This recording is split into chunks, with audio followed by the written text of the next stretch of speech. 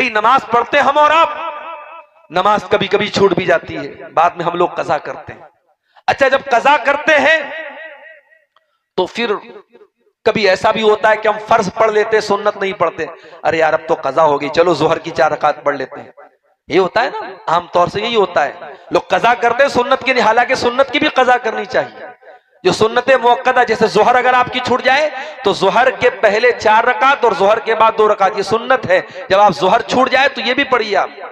और फजर की तो हर हाल में पढ़नी चाहिए। अगर फजर की नमाज किसी वजह से छूट जाए, जानबूझ के नहीं छोड़ना है। अगर नींद नहीं खुल पाई और आप नहीं उठ पाए टाइम से, समय से, मान लीजिए 5 बजे आपके यहाँ अजान है और आपकी नींद खुल रही है 6 बजे, अब आप उठे, अगर नापाक है तो जल्दी से गुस्ल कर लीजिए। अगर पाक है तो बाथरूम में जाइए, तहारत वगैरह करने के बाद वजू कीजिए और जितना जल्दी मुमकिन हो फजर की नमाज पढ़िए। और जब आप फजर की कज़ा करेंगे तो पहले 2 रकात आप सुन्नत पढ़ेंगे और फिर 2 रकात फर्ज पढ़ेंगे। यही तरीका है। जो भी नमाज छूटे आप सुन्नत भी पूरी करेंगे। लेकिन प्रैक्टिकल में बात आपको बताऊं कि कभी कभी ऐसा होता है, अगर जोहर के टाइम मान लो मैं ट्रेन पे था, आजकल ट्रेन में माहौल ऐसा हो गया नमाज पढ़ने का नहीं हिसाब बन पाता है। अब बाद में हमको जोहर पढ़नी है तो आदमी सोचता है यार अब 4 रकात जोहर की फर्ज पढ़ना है, उसके पहले की सुन्नत पढ़ना है। आदमी सिर्फ फर्ज पढ़ लेता है, सुन्नत छोड़ देता है, ये सोच करके चलो फर्ज तो पढ़ लिया, सुन्नत नहीं पढ़ा, क्या मसला है। लेकिन मैं आपको एक हदीस सुनाने जा रहा हूं। यह हदीस कौन रिवायत कर रहा है? अल्लाह के नबी की बीवी हजरत उम्मे हबीबा रजी अल्लाह ताला। उम्मे हबीबा कहती हैं, सही मुस्लिम की रिवायत है, मालदार पाड़ा के लोगों जरा गौर से सुनना। उम्मे हबीबा कहती हैं, ये कौन उम्मे हबीबा? ये हजरत मुआविया की बहन है, ये अबू सुफियान की बेटी है, ये अल्लाह के प्यारे नबी की बीवी और हम सबकी माँ है। ये कहती है मैंने अल्लाह के नबी को फरमाते हुए सुना है, जो दिन रात में 12 रकात नमाज पढ़ता है, बनल्लाहु लहू बैतन फिल जन्ना, अल्लाह ताला उसके लिए जन्नत में एक महल बनाता है। ये 12 रकात कौन सी नमाज है? अब जरा उंगली उठाइए, कैलकुलेट कीजिए। 2 रकात हो गई आपकी फजर में सुन्नत, और जोहर के पहले 4 रकात सुन्नत। अब ये 4 रकात आप एक साथ भी पढ़ सकते हैं और 2-2 करके अलग भी पढ़ सकते हैं। 2-2 करके अलग पढ़ना ज्यादा बेहतर है। और जोहर के बाद 2, तो जोहर में टोटल 6 हो गई और फजर में 2, 6 2 8, 2 आपकी मगरिब में हो गई और 2 इशा में हो गई। मगरिब में 2 मगरिब के बाद और इशा में 2 इशा के बाद। असर में कोई सुन्नत नहीं है। ये टोटल 12 रकात है। अल्लाह के नबी फरमाते हैं, जो ये 12 रकात नमाज पाबंदी से पढ़ेगा, अल्लाह ताला जन्नत में उसके लिए महल बनाएगा। आज अगर आपको कलियाचक के किसी बड़े एरिया में जमीन मिल जाए, फ्री में रहने को घर मिल जाए, तो आप तो अपनी किस्मत पर नाज करें। अगर आपको किसी बड़े शहर में, पटना में, कलकत्ता में, मुंबई में, बड़े इलाके में आपको महल मिल जाए, बंगला मिल जाए, तो आपको करोड़ों की दौलत मिल गई। यहां अल्लाह के नबी मुंबई के बांद्रा में आपको महल नहीं दिला रहे, कलकत्ता में शाहरुख खान के फ्लैट के जैसा आपको फ्लैट दिलाने की बात नहीं हो रही है। यहां अल्लाह के प्यारे नबी तो आपको जन्नत में महल दिला रहे हैं। और जन्नत तो वो जगह है मेरे प्यारे साथियों, अल्लाह के नबी फरमाते हैं, लमौज़िउ सौतिन फिल जन्नति खैरुम मिनद दुनिया व मा फीहा, कि जन्नत में एक कोड़ा रखने की जगह दुनिया की तमाम नेमतों से बेहतर है। एक कोड़ा कितना बड़ा होता होगा? 1 स्क्वायर फीट होता होगा, चलो 2 स्क्वायर फीट मान लो, यानी जन्नत में 2 स्क्वायर फीट एरिया दुनिया की तमाम दौलत से बेहतर है। उस जन्नत में अल्लाह के नबी कह रहे हैं आपको ये महल मिलेगा। क्या करना है? 5 टाइम की नमाज पढ़ना है और फर्ज के साथ साथ 12 रकात ये सुन्नत पढ़ना है। उम्मे हबीबा कहती हैं, जब से मैंने नबी से ये हदीस सुनी है, बड़े गौर से सुनना मेरी माँ और बहनों, उम्मे हबीबा औरत है, कहती है जब से मैंने ये हदीस सुनी है, मां तरक्तुहुन्ना, मैंने ये 12 रकात नमाज कभी नहीं छोड़ी है। मैं आज जब ये हदीस पढ़ता हूं कांप जाता हूं कि आज बड़े बड़े मर्दों के बस की बात नहीं कि ये 12 रकात नमाज के बारे में दावा करके कह दे मेरी कभी नहीं छूटी है। उम्मे हबीबा कहती है मेरी ये 12 रकात कभी नहीं छूटी। ईमान हो तो ऐसा हो, नबी की सुन्नत पर अमल करने का जज्बा हो तो ऐसा हो। मेरे भाई, नबी के दौर की औरतें भी बड़ी शानदार होती थी। नबी के दौर में एक अंसारी साहबी अल्लाह के नबी के पास आते हैं, अय अल्लाह के नबी, मैं अपनी बेटी के लिए रिश्ता तलाश कर रहा हूं। मेरी बेटी बहुत खूबसूरत है, पढ़ी लिखी है, मैं अपनी बेटी के लिए रिश्ता तलाश कर रहा हूं, कोई अच्छा रिश्ता हो तो बता दीजिए। अल्लाह के नबी ने कहा ठीक है, हम बता देंगे। अल्लाह के नबी के सहाबा में एक सहाबी थे, उनका नाम था जुलैबीब रजी अल्लाह ताला अन्हु। जुलैबीब बहुत अच्छे, बहुत नेक इंसान थे, लेकिन गरीब आदमी थे। उनके पास ज्यादा रुपया पैसा धन दौलत नहीं थी, और जुलैबीब बहुत ज्यादा खूबसूरत भी नहीं थे, उनके चेहरे पर दाग धब्बे भी निकले हुए थे। एक मर्तबा जुलैबीब अल्लाह के नबी के पास आए। अल्लाह के नबी ने पूछा, जुलैबीब शादी हुई तुम्हारी?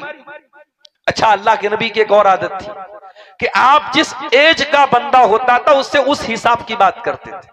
70 साल के बूढ़े से आप शादी की बात नहीं कर रहे हैं, लेकिन यह सामने 18-20 साल का जवान लड़का है, तो अल्लाह के नबी उससे पूछ रहे, शादी हुई तुम्हारी?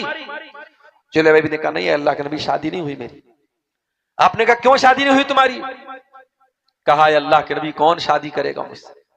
मेरे पास न धन है, न दौलत है, न रुपया है, न पैसा है, और खूबसूरत भी नहीं हूं, मेरे चेहरे पर दाग धब्बे निकले हुए हैं, मुझसे कौन शादी करेगा? आपने कहा जुलैबीब, तुम घबराओ नहीं, हम तुम्हारी शादी कराएंगे, अच्छा रिश्ता तुम्हारा कराएंगे। गौर से सुनना मेरे भाइयों, आप भी सुनना, मेरी माँ बहनों आप भी सुनना। समाज में बहुत सारे बिगाड़ तो हमारे शादी ब्याह की वजह से आ रहा है।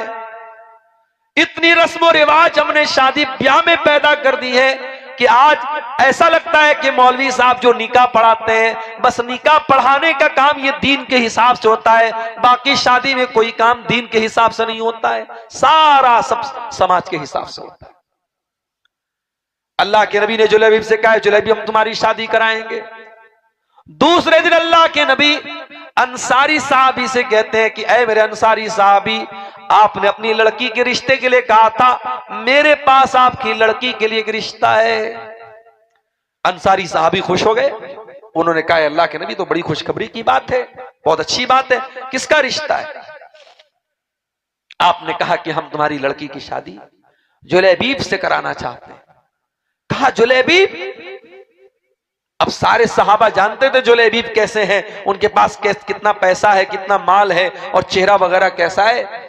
सहाबी के चेहरे पर थोड़ी सी नागवारी आई, मगर सहाबी ने इनकार नहीं किया। कहा अल्लाह के नबी, ऐसा है, रिश्ते नाते का मामला है, मैं घर में थोड़ा लड़की की मां से डिस्कस कर लेता हूं, और फिर उसके बाद मैं आपको जवाब देता हूं। बड़े गौर से सुनना मेरे भाइयों, सहाबी घर आते हैं और अपनी बीवी से कहते हैं कि हमारी बेटी के लिए अल्लाह के प्यारे नबी ने रिश्ता भेजा है। बीवी खुश हो गई, ये तो बहुत अच्छी बात है, किसका रिश्ता भेजा है? कहा जुलैबीब का रिश्ता भेजा है। बीवी भी जुलैबीब को जानती थी, उसने कहा नहीं नहीं, हमारी बेटी इतनी खूबसूरत है, इतनी पढ़ी लिखी है, हम अपनी बेटी की शादी जुलैबीब से नहीं करेंगे। इतना अच्छा रिश्ता आया, हमने ठुकरा दिया, अब हम जुलैबीब से शादी करेंगे? हम नहीं करेंगे उससे शादी। लड़की की मां ने इनकार कर दिया। लड़की अंदर पर्दे से सारी बात सुन रही थी अपने मां बाप की। आई वो मां बाप के सामने, कहा है मेरी प्यारी अम्मी जान, ऐ मेरे प्यारे अब्बू जान, ठीक है आपको ये रिश्ता पसंद नहीं है, आपकी अपनी दलील है कि लड़का ज्यादा खूबसूरत नहीं है, ज्यादा कमाने वाला नहीं है, मगर आप ये सोचिए ये रिश्ता कौन पेश कर रहा है? जनाब मोहम्मद रसूलुल्लाह सल्लल्लाहु अलैहि वसल्लम। और अगर नबी ने ये रिश्ता भेजा है तो कुछ सोच समझ के भेजा होगा, जरूर ये रिश्ता हमारे हक में बेहतर है, तभी तो अल्लाह के नबी ने भेजा है। इसलिए मैं ये चाहती हूं कि ये रिश्ता रसूल ने भेजा है, और रसूल का भेजा हुआ रिश्ता ठुकराना मुनासिब नहीं है। सहाबी अल्लाह के नबी के पास आए, कहा अल्लाह के नबी, मैं क्लियर बात बताता हूं आपको, रिश्ता मुझे भी पसंद नहीं था, मेरी बीवी को भी पसंद नहीं था, लेकिन मेरी बेटी ने कहा कि जब ये रिश्ता अल्लाह के रसूल पेश कर रहे हैं तो फिर रसूल का भेजा हुआ रिश्ता ठुकराना और उसको रिजेक्ट करना मुनासिब नहीं है। मेरी बेटी तैयार है। अल्लाह के नबी ने दुआ की, अल्लाहुम्मा सुब्बा अलैहा सब्बन नाफिया, ऐ अल्लाह इस बच्चे के ऊपर तू बरकतों की बारिश नाजिल फरमा, वला तजअल ऐशहा कद्दन कद्दा, और अल्लाह इस लड़की की जिंदगी में कभी मुश्किलात और परेशानियां ना फरमाए। नबी दुआ दे रहे हैं। इसका मतलब यह हुआ कि अगर कोई लड़का या लड़की अच्छा काम करे, दीनदारी का काम करे, तो जो समाज के नेक लोग हैं उनको हौसला बढ़ाना चाहिए, उसको इनकरेज करना चाहिए, उसको दुआ देनी चाहिए। नबी ने दुआ दी उस लड़की को। लड़की की शादी जुलैबीब से हो जाती है। दोनों मियां बीवी हंसी खुशी जिंदगी गुजार रहे हैं। कुछ दिनों के बाद एक जंग होती है और जंग में अल्लाह के नबी जब जाते हैं, आपके सहाबा जाते हैं, तो उन सहाबे किराम में हजरत जुलैबीब भी तशरीफ ले जाते हैं। और जंग जब खत्म हो जाती है, अल्लाह के प्यारे नबी अपने सहाबा से कहते हैं, जो मेरे सहाबा शहीद हो गए जरा उनकी लाशों को इकट्ठा करो। सहाबा की लाशों को इकट्ठा किया जाने लगा। अल्लाह के नबी ने सारी लाशों को देखा, कहा ओ लोगों, मैं सारी लाशों को देख रहा हूं, लेकिन मुझे एक लाश नजर नहीं आ रही है, मुझे जुलैबीब नजर नहीं आ रहे हैं। जब जुलैबीब जिंदा नहीं बचे तो जुलैबीब भी जरूर शहीद हो गए, जरा तलाश करो उनकी लाश कहां है। जब मैदान जंग में जब तलाश किया गया तो 20 दुश्मनों के बीच में अकेला जुलैबीब शहीद की हालत में पाए गए और उनके बदन पे सैकड़ों जख्म है तीर के, तलवार के, और 20 दुश्मनों के बीच में जुलैबीब शहीद थे। अल्लाह के प्यारे नबी ने कहा कि ये मेरा सहाबी है जुलैबीब। नबी ने अपने कंधे पर जुलैबीब को उठाया और कहा कि जुलैबीब को कब्र तक मैं लेके जाऊंगा। जुलैबीब को कोई जनाजे की चारपाई पे नहीं लेके जाया जाएगा, जुलैबीब नबी के कंधे पर जनाजे में जाएगा। और जब जुलैबीब रजी अल्लाह तआला अन्हु को अल्लाह के नबी ने कब्र में उतारा है और दुआ की कि अल्लाह मैं जुलैबीब से राजी था, तू भी इससे राजी हो जा। तो बड़े बड़े सहाबा कहते हैं कि हमारे दिल में यह तमन्ना पैदा हुई कि काश वो जनाजा हमारा होता और नबी ने वो दुआ हमारे लिए की होती। मेरे प्यारे साथियों, जुलैबीब के इंतकाल के बाद उनकी बीवी बेवा हो गई, विधवा हो गई। और हम जानते हैं समाज में विधवा औरत और बेवा औरत को कितनी मुश्किलात का सामना करना पड़ता है। मगर सहाबा कहते हैं कि और बेवा औरतों को तो दिक्कत आती थी, परेशानी आती थी, मगर जुलैबीब की बेवा को कभी हमने किसी दिक्कत नहीं देखा। अल्लाह गैब से उसको रोजी देते थे और वो बेवा होने के बावजूद सदका खैरात बहुत ज्यादा करती थी। मेरे अजीजों, मेरी प्यारी माँ और बहनों, ये औरतें कहां चली गई? आज समाज से ये औरतें खत्म हो गई। आज हालात ये है, बाप तहज्जुद पढ़ता है,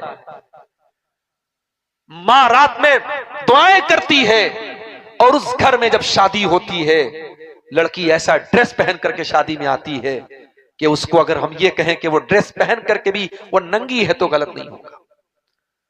ये कहां का इंसाफ है कि आपने इबादत को मस्जिद तक रखा है और आपकी घर की बहू बेटी का पहनावा और आपके घर की औरतों का पहनावा वो बिल्कुल काफिर और मुशरिक औरतों की तरह है। न कोई शर्म है, न कोई हया है। ऐसा क्यों हो रहा है मेरे भाई?